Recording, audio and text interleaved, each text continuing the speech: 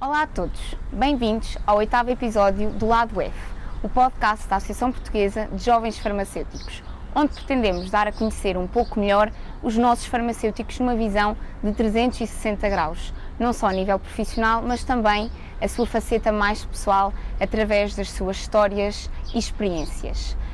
A nossa convidada de hoje é a Ana Cadete. Ana, muito obrigada por teres aceito este convite. Para nós é uma honra ter-te aqui presente para este podcast.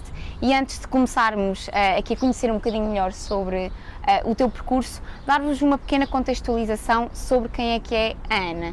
A Ana é farmacêutica e concluiu o mestrado integrado em Ciências Farmacêuticas pela Faculdade de Farmácia da Universidade de Lisboa em 2010.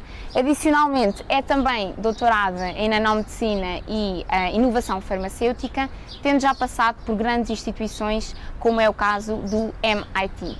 Tem já uma grande carreira ligada à área de investigação e conta já com mais de 10 anos na área do desenvolvimento de novos medicamentos, sendo que nos últimos anos tem trabalhado na área do design de novas formulações de RNA mensageiro. Atualmente, a Ana ocupa funções na área de CMC Project Leader no mRNA Center of Excellence da Sanofi em Boston, nos Estados Unidos da América, onde é responsável por coordenar projetos e atividades de desenvolvimento pré-clínico e clínico de novas vacinas de mRNA. Por último, mas não menos importante, é também responsável por lançar e criar a plataforma The Nonconformist Scientist, que tem como objetivo empoderar as mulheres na ciência e a comunicação em ciência. Ora, Ana, depois desta ambiciosa introdução, mas muito curta para aquilo que é o teu percurso profissional, diz-nos afinal quem é que é a Ana. Olá Diana, e obrigada a ti e à PJF pelo convite para estar aqui hoje a falar sobre o que é a carreira de investigador para um farmacêutico, que normalmente é uma daquelas carreiras que os estudantes acabam por não seguir. Em relação à tua pergunta, acho que é curioso. Eu no outro dia estava a ler um artigo do Wall Street Journal sobre como é que nós nos definimos quando não queremos falar do nosso lado profissional. E eu acho que isso é super difícil. E então vou começar por me apresentar nessa parte profissional, não é? E eu, quando estou nos Estados Unidos a trabalho, digo sempre que sou Ana, sou portuguesa e sou farmacêutica. E as pessoas acham sempre curioso eu estar-me a apresentar desta maneira. E a razão pela qual eu digo que sou portuguesa é porque tens muito poucos portugueses a trabalhar em Boston, nomeadamente nas instituições onde eu estive, como o MIT, e em empresas de biotech, e portanto tenho sempre muito orgulho em dizer que sou portuguesa e que estou ali rodeada dos melhores investigadores do mundo. E o mesmo acontece para o farmacêutico. A profissão de farmacêutico normalmente não leva a uma carreira na ciência, e eu estou normalmente com pessoas ao meu lado das áreas da biologia, da química ou das ciências biomédicas, e portanto também tenho sempre muito orgulho em dizer que o curso de Ciências Farmacêuticas me permite estar no desenvolvimento de novos medicamentos e a fazer investigação nestas instituições. Quanto à Ana Cadete, quando não é farmacêutica ou está a fazer investigação. Nasci e cresci em Santarém, e isso também é uma das razões pelas quais nós estamos a gravar aqui hoje, que estamos no meu restaurante favorito, que é o Dois Petiscos em Santarém, que é o restaurante de um dos meus melhores amigos. Eu vivi em Santarém até ter 18 anos, depois fui para a Faculdade de Farmácia, fui viver para Lisboa. Uma curiosidade sobre mim é que fui ginasta de alta competição de trampolins até acabar a faculdade. Treinava no Ginoclube de Santarém, que é como se fosse a minha segunda casa, tal o número de horas que eu treinava a seguir à escola. E é também muito daquilo que eu sou hoje devo a esse rigor e ao facto de ter sido sempre tão metódica nos treinos. Depois de acabar a faculdade, emigrei em 2011 e, entretanto, vivi em vários países. Estive em Espanha, em França e nos Estados Unidos da América. E em 2016 mudei-me, não digo definitivamente, mas por uma longa temporada para Boston, que é onde eu vivo com o meu marido e onde eu trabalho atualmente. Os meus amigos dizem que eu sou hiperativa, mas eu prefiro chamar-lhe multitasking. Sou uma pessoa que gosta de trabalhar em vários projetos ao mesmo tempo e realmente é uma coisa que me dá bastante gozo, é estar envolvida em várias coisas. Muito obrigada por essa explicação. Realmente nota-se que tens aqui muitos interesses diferentes e, como referiste no início, tu decidiste seguir um tipo de carreira que não é muito comum para os farmacêuticos e, apesar de nós sabermos que é uma opção, muitas das pessoas preferem as áreas tradicionais e, portanto, aquilo que eu te pergunto agora é como é que surgiu este interesse de seguir a investigação? Se foi algo que tu sempre quiseste, se foi de um dia para o outro, se te inspiraste em alguém, guia-nos aqui sobre como é que surgiu esta decisão de seguir a investigação. Sim, é verdade. Eu acho que sempre fui muito curiosa em tentar perceber como é que nós conseguíamos fazer as coisas, por isso mais do que tentar estar no balcão a vender um medicamento, eu sempre tive curiosidade em saber como é que nós desenvolvíamos o medicamento. E então, quando eu estava no 4º ano da faculdade, eu tinha um oftalmologista que fazia investigação. E ele, na altura, começou a perceber que eu tinha algum interesse na investigação e em tentar perceber como é que poderiam funcionar este desenvolvimento de medicamentos e perguntou-me se eu não estava interessada em desenvolver uma formulação contra o glaucoma com uma proteína determinada. E eu achei aquele convite super interessante. E então, na altura, fui falar com a professora de Bioquímica, que era a professora Cecília Calado. Lembro-me perfeitamente de bater à porta dela, sentei-me, conversei com ela e perguntei-lhe, expliquei-lhe e perguntei-lhe se ela não estava interessada em ter uma aluna, não é, de licenciatura no laboratório a estudar então a tal proteína. E ela respondeu-me que não, que eu era demasiado nova para fazer investigação. E a verdade é que quando se diz que quando se fecha uma porta, abre-se uma janela e nós temos outras oportunidades, quando eu ouvi este não decidi que não ia seguir a carreira de investigação. O que eu decidi foi, se eu não consigo estudar esta proteína, eu vou formular esta proteína. E então bati à porta do professor António Almeida, na altura eu e a que é hoje em dia a professora Joana Marto, também, que era minha colega de faculdade, fomos perguntar ao professor António Almeida se podíamos fazer investigação na área da tecnologia farmacêutica.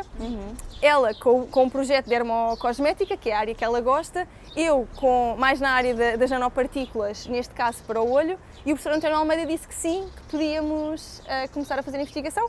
E foi assim que começou a minha carreira na área da tecnologia farmacêutica e na área dos nanomedicamentos. Portanto, comecei no 4º ano da faculdade, e já não voltei a parar de fazer investigação, porque para mim já nem fazia sentido ter outra carreira que não fosse a de desenvolvimento de novos medicamentos. Sem dúvida que é uma história também muito interessante de superação, não é? Porque não desististe ao primeiro não e acho que isso também é um testemunho que nos dá muita inspiração para também não desistirmos à primeira dificuldade e também, como referiste, tu já passaste por imensos países. Espanha, França e atualmente Boston, mais especificamente nos Estados Unidos, não é? Que é um país completamente diferente do nosso, a nível de tamanho, socioeconómico, a nível cultural, são mesmo opostos muito diferentes. Qual é que é a sensação de viver lá fora e em sítios tão diferentes pelos quais tu já passaste?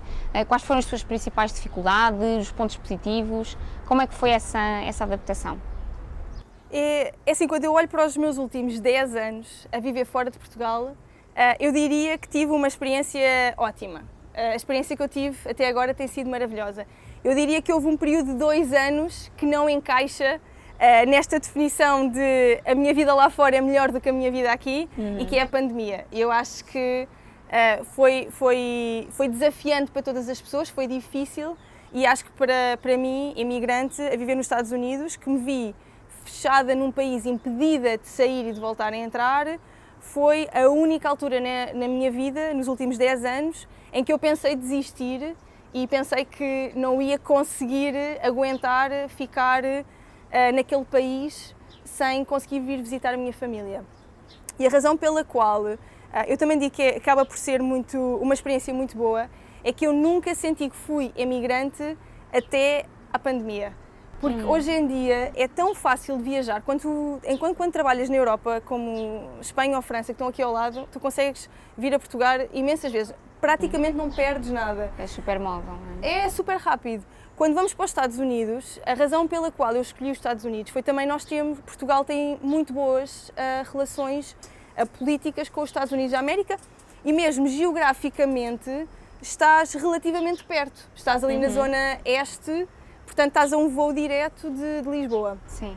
Quando chegou a altura da pandemia, essas coisas mudaram completamente. Eu vi-me fechada nos Estados Unidos e pensei, não sei se vou conseguir ficar aqui a lutar por aquilo que eu tanto quis nos últimos anos ou se vou acabar por desistir. E decidi que não, decidi que ia ficar e ainda bem. Não foi fácil, mas foi uma boa decisão. O que eu sinto de ter saído do país ao longo dos últimos anos é muitas vezes nós decidimos sair do país em termos profissionais. A não ser que conheças alguém de outro país, mas normalmente nós saímos do país por razões profissionais. E o que nós nos esquecemos muitas vezes é que há um enriquecimento cultural e pessoal que nós não sabemos que vai acontecer quando fazemos esta transição por causa de um trabalho. Então, quando eu penso nos diferentes países por onde eu vivi, tenho sempre coisas boas que foram sendo experiências que fui recolhendo ao longo dos tempos e que foram maravilhosas. Por exemplo, em Madrid eu tive a melhor experiência de vida de sempre. Eu tinha 24 anos, não tinha responsabilidade no meu trabalho, fui para lá ao abrigo do Inove Contact, que era um estágio, depois fiquei mais um ano e a verdade é que me diverti imenso. E eu acho que é importante também passar esta mensagem para as pessoas que muitas vezes olham para a imigração como uma necessidade e a verdade é que pode ser uma fase super divertida da nossa vida em que vamos conhecer pessoas completamente diferentes de nós e até vamos aproveitar muito aquele after work. Quando fui para Santiago de Compostela tirar o doutoramento, tive um crescimento profissional enorme, apesar de ser uma cidade muito pequena, tem um polo de investigação na minha área que é espetacular. E dali tirei os melhores amigos e as melhores pessoas que podia ter conhecido também em termos pessoais. E quando fui viver para os Estados Unidos, aí Boston é a cidade dos sonhos de qualquer investigação. Sim. Tu chegas a Boston e tu consegues perceber que a magia pode acontecer ali. Tu se calhar nunca pensaste que vais trabalhar numa empresa em que pode mudar o mundo, até trabalhares na empresa que desenvolve a vacina contra a Covid e tu aí ficas mesmo com a consciência de que o trabalho de investigador é um trabalho fundamental e é um trabalho que pode mudar a vida das pessoas. E é esta sensação de realização profissional que eu tenho de cada vez que vou a Boston, não é?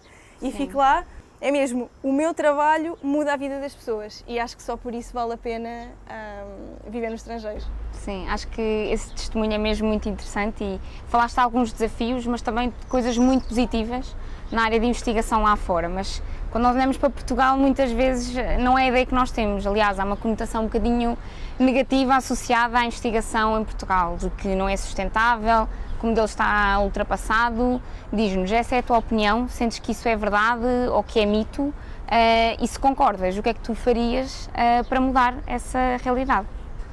Sim. Acho que das primeiras coisas que eu me apercebi quando tentei fazer uma carreira na investigação foi que os salários são baixos e tu não tens progressão de carreira científica em Portugal.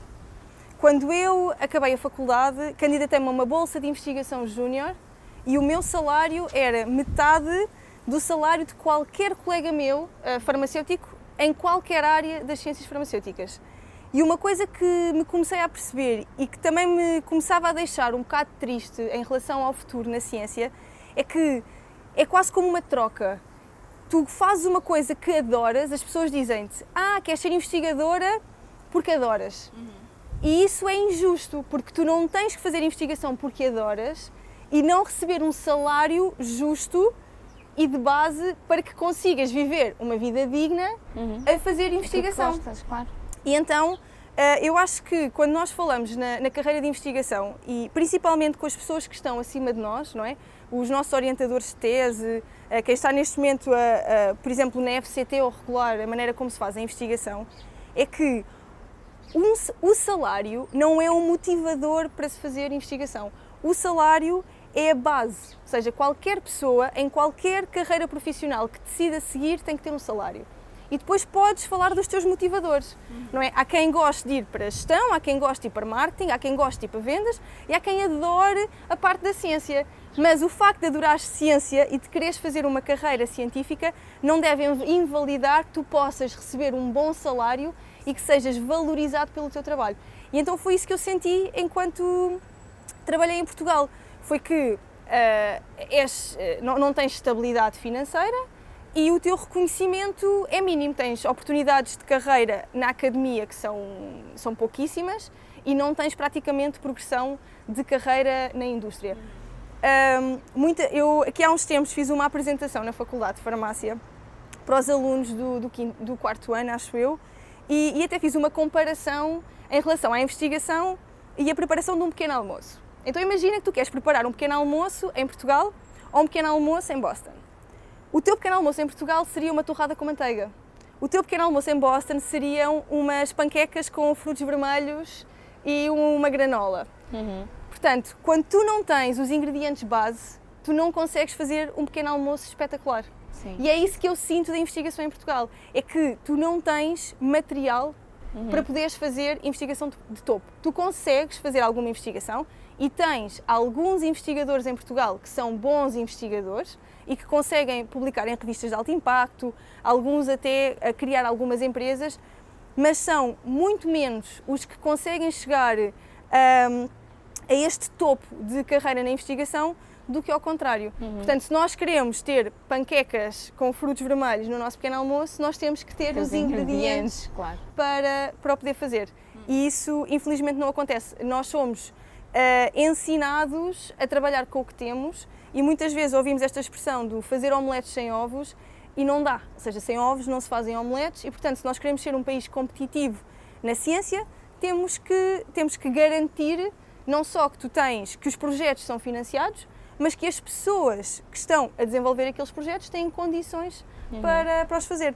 Em relação ao que eu penso que pode mudar na ciência, eu acho que temos imensas coisas, eu até escrevi aqui e vou só aqui para não me esquecer de algumas coisas porque eu acho que é importante. Obviamente que temos que mudar o financiamento, ou seja, nós precisamos de ter mais financiamento e esse financiamento não pode vir apenas da FCT e de financiamento português. Somos um país pequeno que não consegue financiar os projetos com dinheiro interno. Portanto, tu tens que promover colaborações com empresas e institutos estrangeiros, nomeadamente na Austrália, nos Estados Unidos da América ou em países como a Holanda, e temos que trazer financiamento da Europa para cá. Temos que deixar de ter bolsas e passar a ter contratos, não é? Porque os alunos de doutoramento e os pós-doc e os investigadores precisam de ter alguma estabilidade financeira e isso depois vai se refletir também na estabilidade pessoal que eles têm e no que os faz ficar ou sair. Incentivar as empresas a investir em investigação e em fabrico em Portugal. E existem hoje em dia modelos na Austrália e no Canadá em que o governo investe em estruturas e as empresas investem em projetos. Okay. E isso é um modelo muito interessante que acaba por aliviar as empresas do custo de construir uma fábrica, mas depois acabam por trazer talento e contratar talento do país para aquelas estruturas. E, obviamente, benefícios das empresas para contratarem mais doutorados. Depois, capacitar as universidades com departamentos de transferências de tecnologia que funcionem. E quando eu digo funcionem, é que as universidades precisam de ganhar dinheiro quando alguma tecnologia é transferida. E isso não existe aqui. E é preciso haver esta noção de business e de estratégia para que nós consigamos ter um ciclo. Tu desenvolves uma nova tecnologia, tu vendes aquela tecnologia traz dinheiro para a universidade, tu tens capacidade de investir. Exato. Ou seja, tem que haver um bocadinho mais de estratégia de negócio quando olhamos para a ciência. E por último, eu tenho aqui 2 pontos. Um deles é parar com a endogamia das faculdades portuguesas. Ou seja, tu não podes exigir que uma pessoa que fez o mestrado, o doutoramento, o pós-doc e ainda ficou ali não sei quantos anos que ganhe uma posição na faculdade. Tu precisas de trazer pessoas, tu precisas de trazer estrangeiros para as faculdades portuguesas e precisas de trazer o talento emigrado de volta às faculdades para que as pessoas pensem de maneira diferente e para que tu sintas que tens a capacidade de ir contra o sistema. Nós não podemos ter professores a irem na maré. Nós precisamos ter pessoas que tenham capacidade de dizer eu sei fazer de maneira diferente, eu aprendi lá fora como se pode fazer e agora quero implementar aqui. E para acabar, mudar mentalidades nas empresas portuguesas para que pensem a longo prazo e que vejam vantagens em contratar quem já esteve no estrangeiro. Sabes que é muito engraçado. Eu tenho tentado ter algumas conversas e algumas colaborações com empresas e alguns institutos em Portugal. E uma coisa que eu sinto é que às vezes eu digo, olha, por acaso tenho uma amiga que é especialista em neurociências, 5 anos de experiência no hospital em Nova Iorque, por motivos pessoais vai voltar para Portugal. Ai, não temos uma posição aberta. E tu dizes, como assim? Abres uma posição. E eu acho muito curioso, já várias vezes isto aconteceu, que é, a empresa em Portugal não consegue ter a capacidade de pensar, eu vou abrir uma posição para esta pessoa, porque me vai trazer uma maneira de pensar diferente, mas não, como não simplesmente não conseguem ter esta capacidade. Focam-se mais na posição do que no talento, não é? Exatamente. Então esquecem-se de que quando tu voltas, não voltas só com um expertise numa técnica de investigação qualquer, tu voltas com toda uma rede de contactos com o estrangeiro que te podem ajudar a expandir lá para fora. Exato. Toda uma capacidade de pensar de maneira diferente, tens um pensamento crítico, consegues resolver problemas. Portanto, eu poderia escrever uma lista de coisas que se podiam fazer, mas acho que assim ficamos com uma ideia mais ou menos de que como é que conseguiríamos talvez no futuro, e eu espero sinceramente poder colaborar para a melhoria da ciência em Portugal. Sim, obrigada pelas recomendações, sem dúvida que são muito práticas e, portanto, para quem nos esteja a ouvir lá em casa, se forem algum órgão decisor, tenham atenção, porque estas recomendações são mesmo boas, concordo com todas e estão mesmo muito alinhadas e acho que a base é mesmo essa, é começar também muito pelo mindset, porque isso vai trazer tudo o resto. Por isso, sem dúvida que são recomendações muito boas. Agora uma questão assim um bocadinho mais prática. Tu és cientista, além de seres farmacêutica, afinal o que é que um cientista faz? O que é que, se o teu emprego, aliás a tua função se foi mudando ao longo do tempo, como é que é o teu dia-a-dia para percebermos um bocadinho melhor isto do que é ser cientista? É gira, essa é uma pergunta super gira e sabes, uma coisa que eu também vou acrescentar aqui é que há muito aquela ideia de que o cientista vai ficar no laboratório a vida toda. Exato. E eu também vou passar esta mensagem às pessoas que nos estão a ouvir, que é, para mim, que trabalho fora da academia, a carreira de cientista é uma carreira com inúmeras oportunidades. E quando eu, o ano passado, estava à procura de trabalho, dei-me conta e comentei com o meu marido e disse-lhe: as pessoas não têm noção da quantidade de oportunidades que, após um doutoramento e com experiência de cientista, existem em áreas que não têm nada a ver com a bancada. Portanto, fica também aqui um bocadinho a mensagem de que uma carreira na ciência, neste caso nos Estados Unidos e fora da academia, consegues ter progressão e consegues fazer coisas diferentes. Então, eu sou Formulation Scientist, o que significa que sou cientista que formula medicamentos novos, neste caso medicamentos baseados em nanotecnologia ou nanopartículas, e as pessoas já estão mais familiarizadas com as nanopartículas desde a pandemia, não é? Nomeadamente as lipid nanoparticles. Então, posso começar pelo que eu fiz nos últimos 5 anos, em que eu tive uma posição de cientista, tinha uma posição que era lab-based, esta posição. Eu em 2017 juntei-me à Moderna, na altura era uma pequena biotech e eu fiquei responsável por um projeto que era o projeto fibrose quística, era uma colaboração com a Vertex, que é uma empresa líder no desenvolvimento de medicamentos nesta área, e eu fui contratada para desenvolver uma formulação com CFTR mRNA para tratamento desta doença. E a verdade é que foi o projeto de investigação mais desafiante e mais difícil onde eu já trabalhei.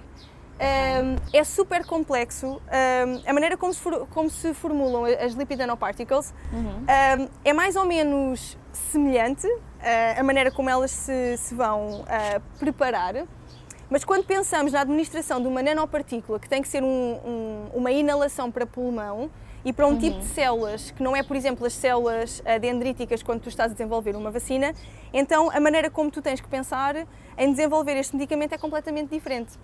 Portanto, este foi um projeto super giro. Eu trabalhei em investigação durante 3 anos e aí o meu trabalho era preparar um protocolo, ir para o laboratório formular, analisar os resultados e depois enviar as amostras para diferentes departamentos para que elas fossem analisadas por outras pessoas. E o que eu também gosto muito de trabalhar em empresa é que tu consegues ter uma conexão e uma colaboração com pessoas de departamentos tão diferentes que acaba por ser super enriquecedor. Portanto, o que eu aprendi naqueles 4 anos de projeto foi tanto e foi tão espetacular que quando acabei o meu projeto, ou seja, quando esta nanopartícula acabou a fase de investigação e passou para a parte de fabrico, eu pensei, o que é que eu vou fazer agora? Ou seja, que tipo de projeto vai ser tão interessante para eu continuar a ficar no laboratório? Então decidi que estava na altura de mudar de área, de mudar de projeto e, portanto, decidi candidatar-me a uma área diferente. Na altura também não sabia qual era, mas decidi aceitar esta posição de CMC Leader na Sanofi. O meu trabalho hoje em dia já não é no laboratório. Eu estou a coordenar uma equipa de 10 pessoas nas áreas diferentes de produção do medicamento, desde a investigação até à entrada em ensaios clínicos. Isto tem a ver com desenvolvimento, fabrico, assuntos regulamentares, qualidade, análises, ensaios clínicos, todo o departamento de ensaios clínicos para tentarmos perceber como é que vamos fazer este ensaio, a parte médica, de como é que uma vacina de RNA mensageiro para uma determinada doença vai ser vista pelos médicos. Portanto, é um trabalho super giro fora do laboratório e que me dá imenso prazer porque estou a aplicar os conhecimentos que eu adquiri nos últimos 5 anos em termos de desenvolvimento, mas agora na fase seguinte. Portanto, é super giro e estou mesmo contente com esta mudança. Ana, muito obrigada, porque sem dúvida que o teu dia é super interessante e vamos lá para casa. Quem tem interesse em seguir a área de investigação, de certeza que está muito inspirado. E é mesmo isso que eu te quero perguntar. Quais são os teus conselhos para quem tem o sonho de seguir a área de investigação? Então, eu tenho um conselho que pode ser um bocadinho contraditório, mas que é: tenham um plano. E eu acho que deve ser super difícil começar uma carreira de investigação sem um plano. E a razão pela qual eu digo isto não é que nós devemos dar-nos a oportunidade de sermos surpreendidos com alguma coisa que nós não estávamos à espera, ou seja, uma oportunidade de trabalho que surja e que realmente nós não tínhamos isso em consideração, ou seja, que tenhamos também espaço para nos surpreender profissionalmente, mas que tenhamos muita consciência do que é que nós vamos fazer a seguir quando tiramos um doutoramento. E eu não acho que as pessoas façam este tipo de assessment. Quando eu decidi fazer um doutoramento e estava em Portugal, a primeira coisa que eu me apercebi foi: eu não tenho um futuro a fazer investigação em Portugal em indústria. E isso é uma coisa que tu começas a escrever, o que é que te faz ficar, o que é que te faz sair, até onde é que tu vais com este doutoramento. E quando tu não tens um plano, é muito mais complicado tentares perceber o que é que tu vais fazer a seguir. Portanto, eu normalmente tenho os short term plans, não é? São planos a 2 anos, e depois tens os planos a longo prazo, que são os planos a 5 anos. Isso sempre me ajudou muito a gerir a minha carreira. Quando eu entrei no Inove Contacto, eu tinha-me candidatado ao programa com o objetivo de ir para São Francisco e não fui para Madrid. E tive uma experiência espetacular em termos pessoais e em termos de trabalho. O que eu aprendi na empresa onde eu fui trabalhar, que é uma pequena biotech, era: eu um dia vou gerir uma empresa e não a vou gerir como esta. Ou seja, eu não quero trabalhar numa empresa como estas e eu não quero tratar os meus trabalhadores do laboratório como sou tratada aqui. Portanto, eu aprendi imenso. Sempre algo a retirar, não é? E depois pensei, ok, já tenho conhecimento do que é fazer investigação em academia, já tenho conhecimento do que é fazer investigação em indústria, o que é que eu quero fazer a seguir? Quero fazer um doutoramento. Ok, então o que é que eu quero fazer a seguir ao doutoramento? Eu quero trabalhar em indústria, então eu procurei um doutoramento que já tivesse colaborações que me permitisse dar o passo para a indústria mais facilmente do que se eu tivesse tirado um doutoramento que fosse muito de ciência básica. Este era um bocadinho mais de ciência aplicada. E isso acabou sempre por me ajudar. Outra coisa que eu sinto é que quando nós não temos capacidade de fazer os nossos próprios planos, para nos rodearmos de pessoas que nos ajudem a pensar. E isso não é nada fácil. Isso acontece para a carreira de investigador e acontece também para qualquer carreira quando nós estamos a pensar dar o passo seguinte. quando eu fiz o meu doutoramento, tive mentores. E os mentores foram absolutamente essenciais a guiar-me como é que eu vou do meu doutoramento ao pós-doc e à indústria farmacêutica. Sem essas pessoas, eu jamais teria feito o meu percurso. Portanto, tem pessoas que te ajudem a pensar naquilo que tu queres e a guiar-te nas tuas ações para tentares perceber como é que vais chegar lá. Após 5 anos na Moderna e quando eu tentei depois dar a transição para a Sanofi, já não tive um mentor, tive uma coach. E nessa altura é um investimento de 1 ano de trabalho, mas que foi muito necessário para conseguir pensar que tipo de trabalho é que eu quero ter quando sair do laboratório. E isso não é assim tão fácil. E eu aposto que e eu que já sou uma pessoa bastante focada, não sabia o que é que eu ia fazer a seguir, imagina quando tu nem sequer tens uma espécie de guidelines. Portanto, tenham um plano A, um plano B e tentem construir a vossa carreira sempre a pensar no que é que vocês vão ganhar sem ser só aquilo que estão a fazer no laboratório. As universidades dão imensas ferramentas de trabalho, portanto aproveitem o doutoramento e o pós-doc para ganhar habilidades que vos vai fazer garantir um trabalho que pode não ser o trabalho do vosso plano A. Muito interessante, sem dúvida, ter essa perspectiva de que nos falas, ter esses planos a curto prazo e a longo prazo. Acho que realmente se nós não tivermos um plano, estamos perdidos. Por isso, obrigada também por essa perspectiva. Agora, a nível mais pessoal, tu lançaste um projeto que é o The Non-Conformist Scientist, que só pelo nome temos logo que é algo diferente e disruptivo, mas relacionado com a área da ciência. E foi em pleno 2020, numa altura em que muitas pessoas jamais se atreveriam a lançar um projeto pessoal. Conta-nos um bocadinho sobre este projeto, porque é que decidiste avançar e o que é que ele pretende fazer. Eu diria que o NCS foi o meu escape de pandemia. Quando eu me vi fechada nos Estados Unidos, aproveitei o NCS para lançar um projeto que eu achei que podia ajudar outras mulheres cientistas a terem o apoio que eu tive e que sei que muitas delas não têm.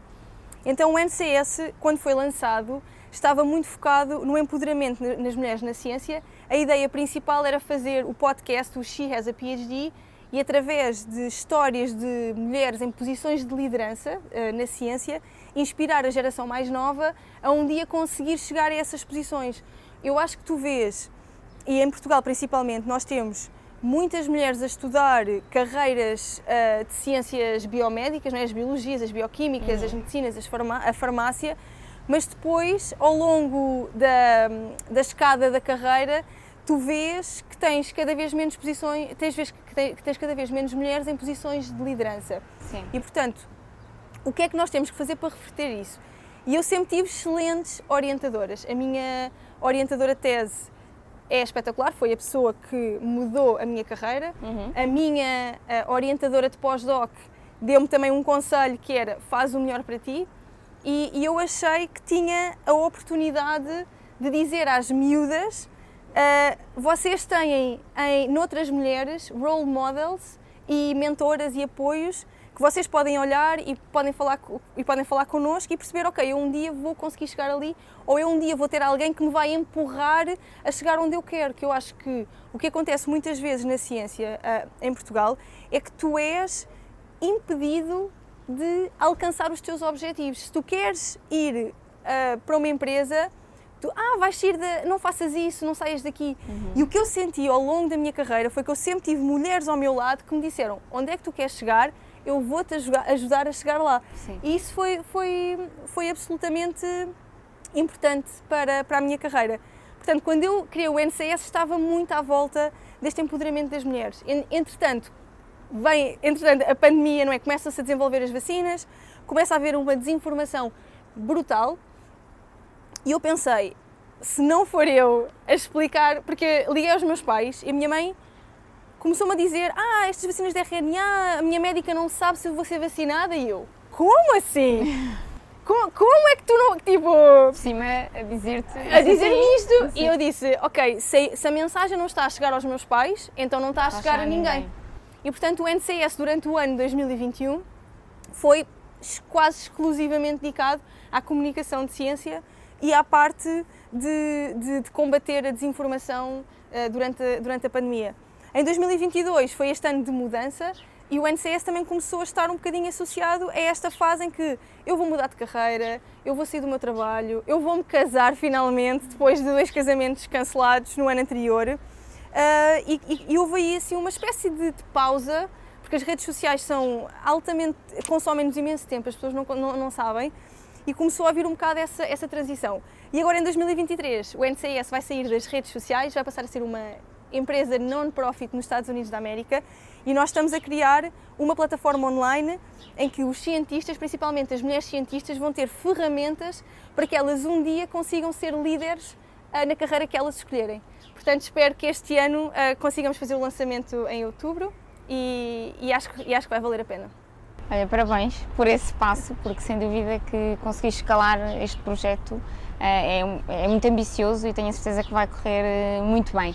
Uma última questão mais provocatória e pessoal que gostávamos de saber, que temos curiosidade. Está nos teus planos voltar a Portugal, depois de tudo que tu já conquistaste até agora, a curto prazo, a longo prazo, isso é algo que te passa pela cabeça? Sim. Quero muito voltar a Portugal, vou voltar a Portugal e a razão que me vai fazer voltar a Portugal é a minha família. Ou seja, não há carreira, digamos, que eu consiga fazer aquilo que faço lá fora aqui. Aliás, agora a trabalhar para uma empresa global pode haver essa oportunidade, mas o que me vai fazer voltar para Portugal vai ser a minha família. Quando eu olho para os últimos 10 anos, eu vejo-me numa posição privilegiada e tenho um balanço muito positivo da minha vida pessoal e da minha vida profissional. E acho que isso é fantástico. E pronto, espero que daqui a uns 4 anos talvez tenhamos outra vez esta conversa, já num contexto diferente. Sim. E sim, acho que também como mensagem para quem tem medo de emigrar, é o facto de as decisões que nós tomamos não são definitivas. E eu acho que esta mensagem é importante. Tu às vezes achas que quando vais agarrar numa posição, a uma oportunidade no estrangeiro, vais ficar lá. E isso não é verdade. Tu podes mudar de ideias, tu podes voltar para Portugal, tu podes mudar de carreira, tu podes mudar de área, ou seja, há imensas coisas que tu consegues fazer e eu acho que isso é mesmo importante. Sim, esse feedback é muito importante porque não só quem está lá e tem vontade de voltar, mas quem está cá e tem vontade de ir, acaba por ter aqui estes impedimentos mentais de pensar que tudo é definitivo.